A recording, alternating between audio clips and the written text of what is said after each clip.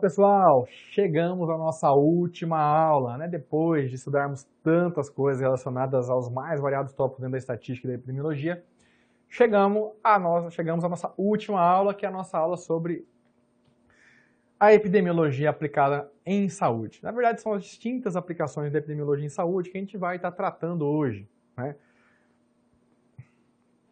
Mais uma vez, persistência, caminho do êxito, nunca esqueçam isso. E aí, agora, pensando no que nós vimos aí dentro da epidemiologia, então nós vamos ver agora um pouco sobre a epidemiologia molecular e genética, epidemiologia clínica, ambiental e social, hospitalar e o planejamento em saúde, que é a parte final da nossa aula. Muito importante enfatizar para vocês, pessoal, que do que nós vínhamos trabalhando, né? A gente viu a primeira aula de epidemiologia, que foi nossa aula 5, nossa aula 4, 5. Nós tratamos aí sobre a história da epidemiologia, sobre medidas de proteção, medidas de prevenção, história natural das doenças. Daí na aula seguinte, né, nós falamos aí sobre a vigilância epidemiológica, os indicadores de saúde. Na aula 7, né, a gente falou sobre as medidas de frequência e medidas de associação. Lá a gente falou de taxa de incidência e prevalência como medida de frequência ou ocorrência e razão de chances, risco relativo e razão de prevalências como medidas de associação. E na nossa última aula a gente falou dos tipos de estudo, né, os desenhos epidemiológicos, aí pensando sobre os estudos, a epidemiologia descritiva, né, os estudos epidemiológicos descritivos, estudos epidemiológicos analíticos, né, tem uma diferença entre o descritivo e o analítico. O analítico ele sempre busca uma associação entre um fator e um desfecho. O descritivo ele trabalha informações sobre onde ocorreu a doença, com qual tipo de pessoa, quando ocorreu, coisa mais descritiva. Pensando dentro do analítico, nós temos o observacional, que é aquele que não tem intervenção no ser humano, e o experimental, aquele que tem intervenção. Pensando nos não experimentais, nós vimos lá, na verdade nos observacionais, que tem o tipo de estudo transversal, que a gente utilizou um odds ratio, ou razão de chances. O estudo de caso-controle, também utilizamos a razão de chances. Lembrando que razão de chances, razão de prevalência, são medidas de associação utilizadas dentro de um determinado tipo de estudo epidemiológico, tá? Não confundir essas questões. E o estudo, para o estudo de corte, como ele é prospectivo, ele já tem incidência, a gente utilizou o risco relativo, assim como para o último, que daí é um estudo experimental, que é um ensaio clínico, que a gente utilizou o risco relativo também. Só que o desenho é diferente, por isso que, embora a gente utilize a mesma medida de associação, buscando uma relação causal entre o fator e o desfecho, eles têm interpretações pensando de acordo com o delineamento diferentes, né? Lógico, quando um risco relativo, ou um odds ratio, ou uma razão de prevalência ela é maior do que 1, indica risco. Quando é igual a 1, não tem relação nenhuma entre fator e desfecho. E quando ela é menor do que 1, quer dizer que ela é um fator de proteção, como é o caso, por exemplo, de vacinas, ou um protetor solar, como eu já mencionei anteriormente. E para a gente fechar, essa aula é uma aula mais um apanhado que vai tirar um pouco o que nós vimos falando agora, mas colocando como que a saúde pode ser como que a epidemiologia pode ser aplicada na área de saúde. Então, como a epidemiologia pode ser utilizada pensando na epidemiologia molecular? Hoje em dia, pessoal, nós utilizamos muito a biologia molecular, que é uma disciplina que vocês devem ter ao longo do curso de vocês aí, que está buscando entender, né, como que as moléculas estão dentro das células, como ocorre essa relação, né, no que elas interferem, né? E isso, né, quando a gente fala em doenças causadas por vírus, a biologia molecular, principalmente através do PCR, que é uma técnica molecular que possibilita detectar material viral, a gente começa facilmente a detectar algumas doenças.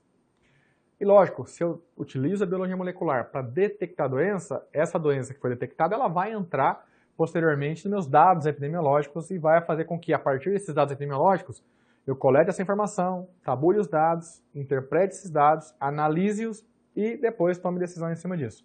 Que é aquela ideia que a estatística aborda lá no começo, que a bioestatística aborda também. Né? Por exemplo, no caso do Covid, a gente utiliza técnicas de biologia molecular, através do PCR, por exemplo, para verificar se a pessoa está ou não está com Covid. Então, existem essas experiências e a epidemiologia molecular nos auxilia dessa situação. Mas quais são as limitações, né, da epidemiologia molecular e das técnicas moleculares que vão trazer dados para a gente trabalhar com esses dados para tomar decisão dentro da epidemiologia?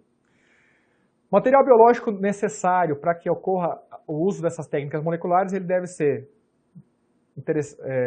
tem um material em quantidade adequada e em qualidade adequada também. Então, uma boa coleta de água, na verdade, de sangue, soro, plasma e por aí vai. Então, lá, é necessário padronizar o tipo de amostra. Então, sangue total, soro, fragmentos de tecido, né, se for coleta de tecido, fazer alguma biópsia, algum outro tipo de estudo. Isolamento de micro-organismos, né, para verificar se a pessoa está com uma determinada doença específica, baseada numa técnica, enfim, ou alguma outra situação. E o laboratório, aí sim, ele tem que ser muito bem equipado, sendo os reagentes utilizados dentro dessas técnicas moleculares, para a utilização dessas técnicas moleculares, assim como os equipamentos que vão fazer, né, com que haja a aplicação dessas técnicas, eles são de alto custo, né, tanto de aquisição, que é a compra desse material, como a manutenção, que a partir do momento que você compra, quando você começa a utilizar ele continuamente, ele exige que haja uma manutenção contínua. Até porque boa parte dos estudos vão ser feitos por esses materiais, por esses equipamentos, né? Os laudos, né? Os resultados vão ser através desses equipamentos. Então eles têm que estar sempre calibrados, sempre com manutenção em dia, para não dar resultados errôneos que cheguem a falsos diagnósticos e a pessoa comece a ter tratamentos para doenças que ela não desenvolveu ainda, né? Ou nem vai desenvolver. Epidemiologia genética, pessoal, aí entra, né, considerando que a gente já teve um mapeamento do nosso genoma alguns anos atrás, seria a identificação de genes como fatores de riscos para doenças humanas. Então, nós sabemos já que existem, né, alguns componentes genéticos para doenças como doenças no coração. Então, pessoas que têm doenças no coração, teoricamente, né, parentes, né, filhos, netos, tendem a ter uma maior probabilidade de ter doenças no coração comparadas a outros indivíduos que não tiveram, porque está, de alguma forma, relacionado com o componente genético. A própria questão de restrição étnica, né, alguns grupos que vivem numa dada localidade pequena, em constante contato, sem muito contato com o meio social, meio urbano, né? Então acaba que desenvolvem algumas anomalias genéticas que ficam perpetuando, né, dentro desses grupos que tem uma restrição étnica aí.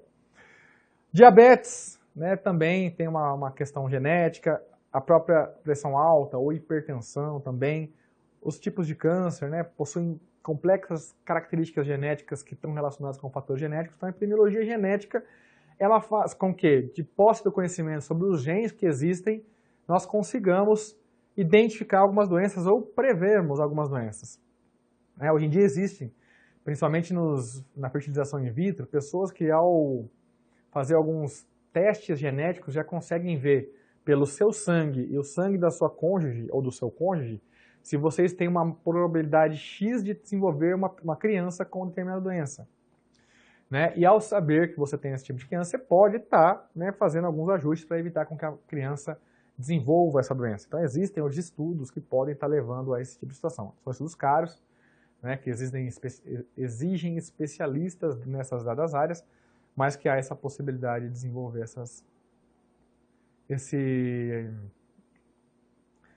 essa informação bem mais lapidada para que nós consigamos ter informação para pensar em doenças futuras. Epidemiologia clínica, né, também conhecida como medicina baseada em evidências, nada mais é do que, né, essa doença ela faz predições sobre pacientes baseados em eventos clínicos em outros pacientes similares que utilizaram, né, métodos epidemiológicos.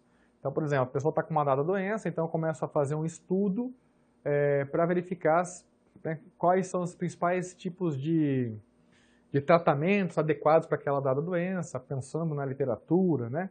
Então, lá, requer a integração da experiência com a análise crítica das evidências.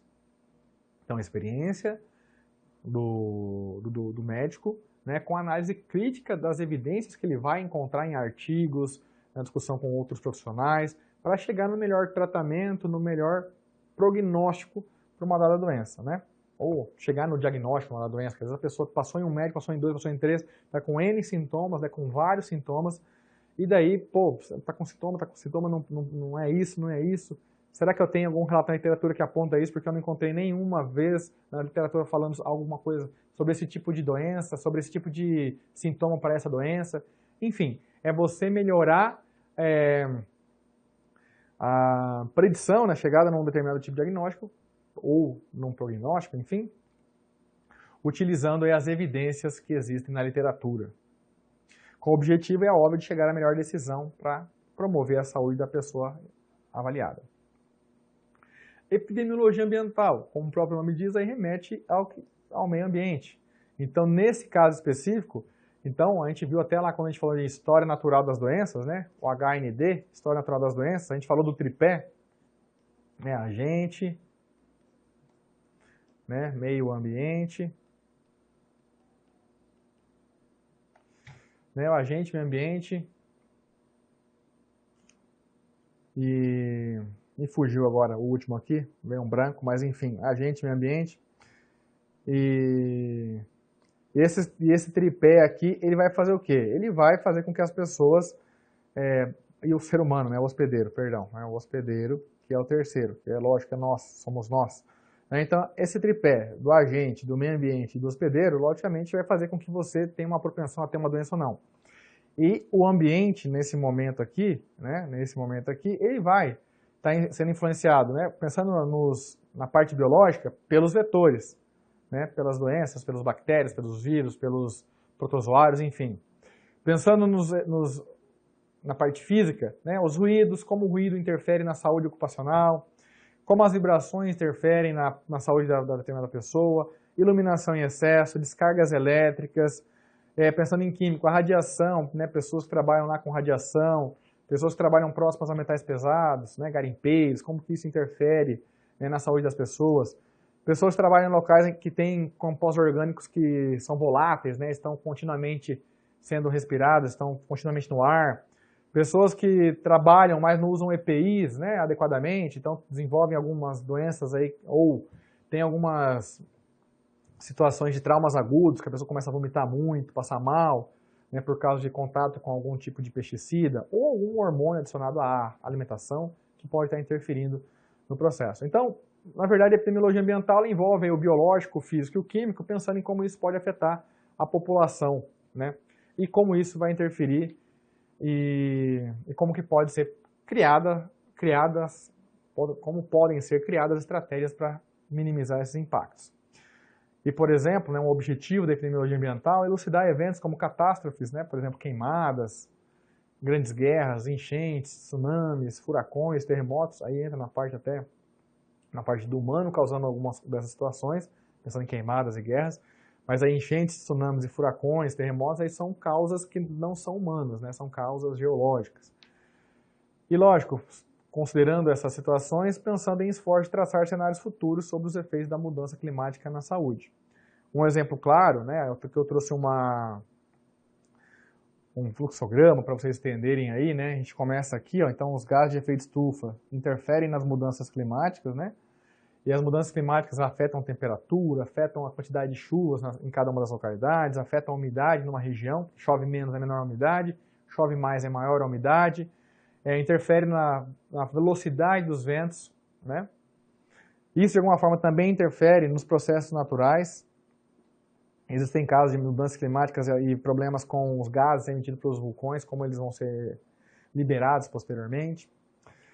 E aqui, ó, pensando no que a mudança climática pode ocasionar, eventos extremos, ondas de calor, muito calor, pessoas morrendo de calor, 40, 50 graus, grandes inundações, porque há uma grande elevação de efeito de água na forma de vapor. Essa água na forma de vapor ela vai cair em algum lugar em grandes tempestades, né, grandes inundações. A água sempre existirá, só que ela vai estar mal distribuída, né? Em alguns locais vai ter menos água, vai estar mais seco, outros locais vai estar mais chuvoso. Ocorrer secas em uma das localidades, pela ausência de chuva chegando lá, até pelas queimadas, né, acontecendo e removendo as plantas. Hoje a gente está vendo muito problema de falta de água no estado do Sudeste, no Sul também. Isso, de alguma forma, está vinculado com os desmatamentos que estão ocorrendo lá em cima. Tem fatores físicos que estão interrelacionados também, tem questão de cíclicas ao longo do tempo, mas o ser humano está impactando consideravelmente e proporcionando essas áreas secas aí. Se houvesse proteções de nascentes com árvores, muitas áreas plantadas com árvores, as árvores elas têm a capacidade de absorver água, liberar água de maneira contínua para a atmosfera, mas de uma maneira leve, lenta, E essa água liberada na forma lenta, de tempos em tempos tem chuva naquela localidade, contribui então com um balanço hídrico adequado. Começa com desmatamento, plantio para tudo que é lado, acontecem grandes problemas como que a gente está vendo agora no interior de São Paulo, grandes nuvens de poeira. Essas nuvens de poeira, se não tivessem as terras abertas para plantio, como estão naquela região, né?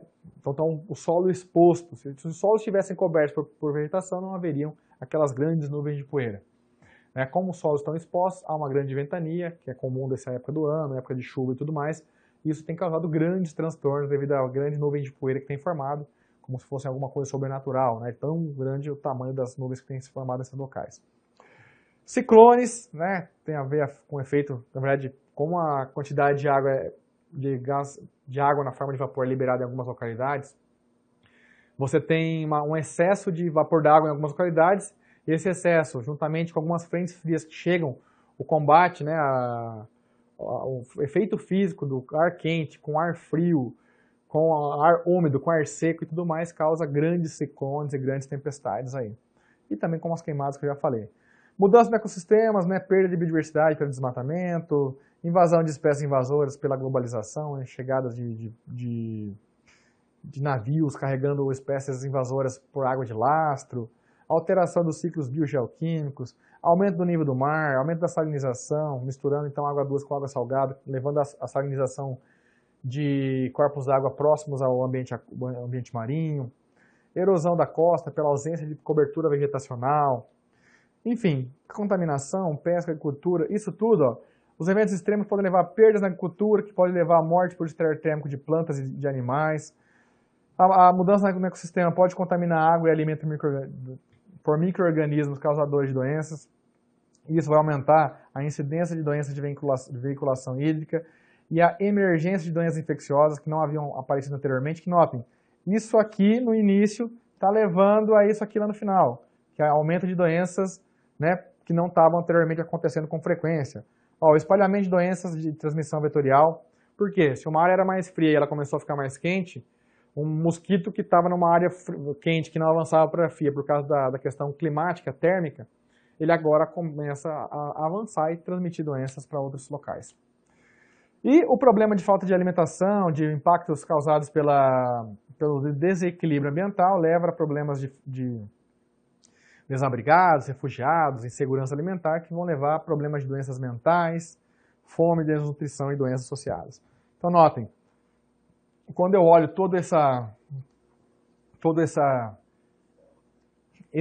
essa grande figura, eu vejo que o impacto das mudanças climáticas, eles vão estar interferindo diretamente através dessas etapas aqui no meio, né?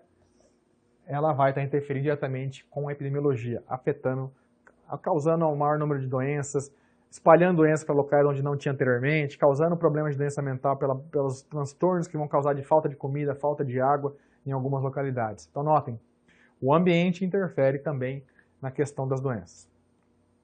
E a epidemiologia social, assim, de maneira similar à ambiental, na verdade agora ela quer saber como que a raça, etnia, classe econômica, escolaridade e posição social interferem, né, nas doenças que as pessoas têm. Então, será que existem algumas doenças que são mais ocasionadas por pessoas de uma determinada raça, de uma determinada etnia? Será que é uma classe social, né, uma classe econômica, vai interferir? A pessoa tem mais recurso ou menos recurso, vai desenvolver mais doença do que outra? Né? Então, escolaridade, pessoas com menos escolaridade desenvolvem algumas doenças que pessoas com maior escolaridade não desenvolvem e vice-versa, e por aí vai. Né? E o objetivo da epidemiologia social é o quê? Reduzir as desigualdades sociais. Então, a partir de programas que vão intervir no campo da saúde, buscando então a criação de políticas públicas de reconhecimento dos direitos de cidadania, garantia da liberdade democrática e da busca da felicidade humana, que tudo isso aqui está relacionado com promover a saúde. Né? Então, ao reduzir as desigualdades, então eu verifico que quem que é pobre, quem é rico, quando eu reduzo as desigualdades, eu torno eles o menos desigual, né? O menos desigual possível. E eu consigo fazer isso através de políticas públicas que tragam uma política que vai dar mais condições para a pessoa estudar, para a pessoa de baixa renda estudar, para chegar num determinado cargo, ter um salário legal, conseguir dar um ambiente de qualidade para a família, uma boa alimentação, uma boa moradia, né, uma boa estrutura familiar, e tudo isso vai trazer, então, um melhor cidadão, que vai proporcionar, então, um maior conhecimento da democracia, fazendo com que, então, a política, a questão social como um todo seja melhor elaborada e organizada, buscando, então, promover a saúde, tornar a saúde um tornar a saúde aquelas pessoas que estão vivendo naquela localidade, usando essa informação de raça, etnia, classe econômica, posição econômica, para que haja uma promoção dela, para que as pessoas tenham menos doenças, tenham mais bem-estar, né, do que teriam anteriormente. E a epidemiologia hospitalar, aqui é só uma informação interessante, né, que a portaria 2529 de 2004, ela instituiu o Subsistema Nacional de Vigilância Epidemiológica em âmbito hospitalar. Então, essa portaria, ela fortaleceu o que nós chamamos de epidemiologia hospitalar, que está buscando, né, o objetivo da epidemiologia hospitalar é detectar e investigar as doenças. Então, detectar é chegar na doença, saber qual é a doença, e investigar, saber o que está causando essa doença, né, e por que ela está acontecendo, fortalecendo e abastecendo o Sistema Nacional de Vigilância Epidemiológica. Porque se o Sistema Nacional de Vigilância Epidemiológica está bem abastecido, políticas públicas melhor estruturadas são elaboradas para que as coisas fluam da melhor maneira e que as pessoas adquiram menos doença. E sempre quando eu falo em promoção da saúde, né, é no intuito das pessoas viverem melhor, terem mais saúde, menos doença. Mais saúde, menos doença. Seja utilizando epidemiologia molecular, epidemiologia genética, epidemiologia clínica, epidemiologia ambiental, epidemiologia social ou ainda hospitalar. E as especificidades da epidemiologia hospitalar, né, vigilância da infecção hospitalar, né, acompanhamento para que não haja infecção hospitalar, porque é um grande problema que os hospitais têm com infecção hospitalar. Então a pessoa vai lá com uma doença e sai de lá com outra doença, né, devido a um contato lá, né, uma transmissão de um técnico de enfermagem, do enfermeiro, do médico que carrega a doença de um lado para o outro, ou vem através da pessoa que serve alimento e por aí vai. Então, evitar com que haja essa infecção hospitalar, ou ainda no próprio ato de uma cirurgia, alguma coisa do tipo. Então, acompanhar, controle de qualidade, buscando sempre o melhor tratamento com os pacientes, análise da utilização de serviços, né, como que os pacientes estão interpretando ou validando os serviços que estão sendo ofertados, melhoramento da notificação compulsória, pensando então na melhor divulgação dessas informações para que o município ou o estado tome as medidas cabíveis para que haja uma melhor política para resolver esses problemas, aprimoramento de decisões clínicas para chegar em prognósticos de melhorias, né, de cura, preferivelmente, e também ainda, né, pensando na epidemiologia hospitalar, participação em atividades de imunização, além de servir de campo de estágio para futuros profissionais e recomendação e promoção de medidas de controle para melhoria da qualidade de vida, da saúde, reduzir o problema de doenças nas pessoas.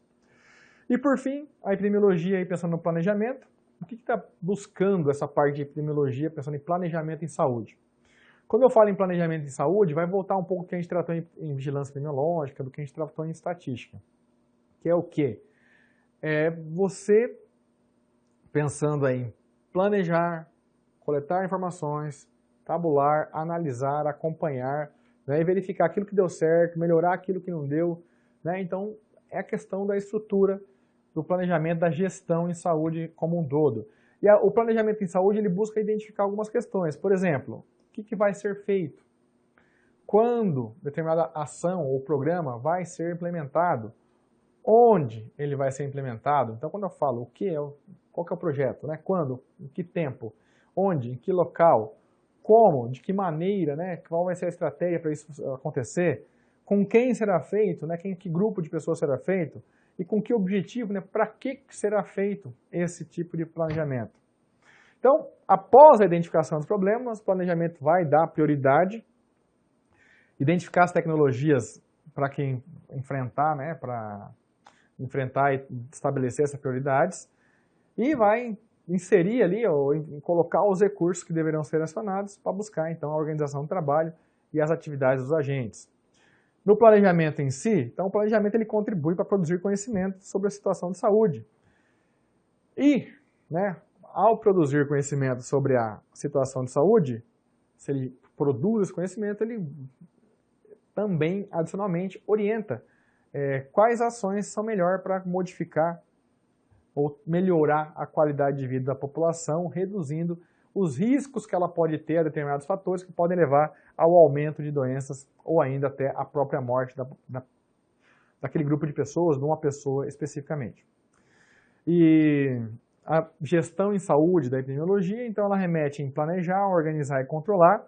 Planejar remete então à parte introdutória, né, tomar decisão sobre os objetivos que vão ser realizados e as atividades e recursos que vão ser implementados. Organizar na verdade, dividir tarefas, né? Então, eu fico com essa parte, eu vou ser responsável por isso, o fulano vai ser responsável por isso, e o ciclano vai ser responsável por isso, né? O beltrano por isso. Então, há divisões de tarefas e atribuição de responsabilidades, e o controle é acompanhar essas atividades e fiscalizar para ver se elas estão realmente ocorrendo. Porque não adianta nada eu pontuar e colocar para tal pessoa vai fazer isso, tal vai fazer isso, tal vai fazer isso. Ó, eu quero que vocês façam isso até dia 20, e não acompanho, né? Deixa lá sem acompanhamento, às vezes as pessoas não fazem, não ocorre a ação e não ocorre então o resultado esperado. E se eu acompanho, se eu verifico, eu vou acompanhando, verificando se está dando certo e fiscalizando. Ó, muda aqui, não está legal, a pessoa não está recebendo bem, ou está recebendo bem, vamos melhorar que pode receber ainda melhor. Então são situações que vão estar relacionadas ao controle, mais especificamente. E de posse, né, dessa ideia do planejar, né, orientar, controlar, a epidemiologia, pensando na gestão de saúde, ela vai buscar o quê? Elaborar alguns diagnósticos e analisar a situação de saúde, as necessidades de um dado público, os serviços que estão faltando para que a promoção, né, que diminua os riscos da saúde da população. Definir alguns critérios para a divisão dos recursos. Então, esse recurso vai para tratar da dengue, esse recurso vai para tratar da Covid, esse recurso vai para tratar de doenças raras e por aí vai. Auxiliar na elaboração de políticas públicas de saúde, né? Então, quais políticas públicas vão ser implementadas? Quando? Por quem? Né? Então, tem aquela questão de prioridade, não tem como elaborar 10 políticas públicas, vamos focar naquela que é mais relevante, dada a nossa realidade. Elaborar planos e programas, né? Então, é relacionado a planos que vão ser executados, então, planejamento, né? E programas para reduzir o risco à saúde da população. Organizar ações e serviços, né? Que daí está a questão de organizar e executar, né? E dividir as tarefas, quem vai ficar responsável por cada uma das ações e programas e serviços que vão ser implementados. E aí o controlar, né? Avaliar sistemas, políticas, programas e serviços para ver se eles estão sendo eficientes, eficazes, né? Para ver se realmente está tendo o retorno que nós esperamos. Por exemplo, eu implemento um programa de vacinação para adolescentes sobre vacina do HPV. Minha meta é 95% de pessoas de 18 a 25 anos que tomam a vacina. Então, eu tenho lá 40%. Está muito aquém da minha meta, né? Então, eu tenho que fiscalizar, ver o que deu errado, aumentar a divulgação, criar novas estratégias para atingir meu público, né? Então, lógico, né? Se eu quero que reduza uma possível quantidade de pessoas com câncer do colo de útero, então eu tenho que implementar vacinas já agora, eu tenho que colocar um mínimo. Eu vi uma reportagem recente, né, que tratou aí de que nós, Brasil, estamos com uma defasagem na nossa vacinação, por N motivos, né, mas tem muitas vacinas estão deixando, na verdade, não está tendo a divulgação adequada e o público que deveria ser vacinado está muito aquém do que a meta estabelecida pelo governo. Então, avaliação do sistema de saúde, então busca determinar a efetividade, o impacto das atividades relacionadas à saúde. E aqui, pessoal, né, deve ser vinculado a um processo de decisão. Então, uma ferramenta estratégica, pensando na estratégia, o que a gente vai fazer, né, planejamento, elaboração de algumas intervenções para melhorar essa ação que eu mencionei agora, o que a gente pode fazer para que 95% da população vacine. Então, meu público é um público de adolescentes, então vamos criar uma campanha com um cara que é um youtuber, alguém que é novão aí, que possa estar divulgando isso pra galera, né, que tá na cabeça da galera de 18 a 25 anos. Vamos colocar isso em locais que esse povo frequenta, né, onde que essa moçada frequenta mais, então vamos colocar. Ou vamos divulgar no meio que essas pessoas vê mais, no Instagram, enfim, o pessoal pensar em estratégias para divulgação. E pensando num processo decisório formativo, né, fornecer informação para melhorar a intervenção no seu decorrer. Aqui é aquela questão, nós estamos aí tomando vacina, vimos que num determinado bairro 90% da população tomou e no outro 10%. Por que ocorreu isso? Então vamos entender para melhorar. E a questão do processo decisório somativo, determinar os efeitos de uma intervenção e decidir se ela deve ser mantida ou interrompida. Né? Então, a gente cria uma determinada estratégia, igual para dois locais, aqui não funcionou, aqui funcionou. Então, aqui a gente mantém, aqui a gente troca. Né? Porque num dado local não está tendo a representatividade ou a intervenção adequada. Então, o pessoal não está se ajustando àquela vacina, àquela ação, aquele programa, não estão participando. Então, temos que mudar a estratégia. Isso pode acontecer ao longo, né, do desenvolvimento. Isso pode acontecer. Quando você planeja, geralmente você tenta filtrar o máximo de intercorrências que possam acontecer. Mas no meio pode ser que novas intercorrências que você não pensou aconteçam e novas estratégias devam ser criadas para minimizar esses problemas. Ok, pessoal? Então com isso nós fechamos as nossas 9 aulas dos conteúdos de bioestatística e epidemiologia. Tenho certeza que vocês vão ter bastante coisa para ler, para entender, para aprimorar, para rever. Essas aulas estão gravadas, vocês podem ver quantas vezes quiser, podem diminuir para ver mais devagar, podem acelerar para ver um pouco mais rápido, né? Então vocês conseguem aí ter uma noção de como está acompanhando essas aulas. Nós teremos aí, é muito importante que vocês leiam a apostila, que vocês façam os exercícios, atividade de estudo, fórum, mapa, e também que vocês participem das aulas ao vivo, que eu vou estar complementando e trazendo novas informações sobre o que vocês já viram ao longo dessas 9 aulas conceituais. Um pouco mais aplicado do que a gente viu aqui, porque aqui nós estamos tratando das aulas conceituais que foram dadas ao longo, na verdade, que estão sendo só uma aplicação, uma revisão dos conteúdos que foram vistos dentro da apostila de vocês. Ok? Então, grande abraço a todos, foi um prazer estar com vocês nessas aulas conceituais. Nos vemos nas aulas ao vivo que vão acontecer nas próximas semanas aí. Valeu, gente. Até mais.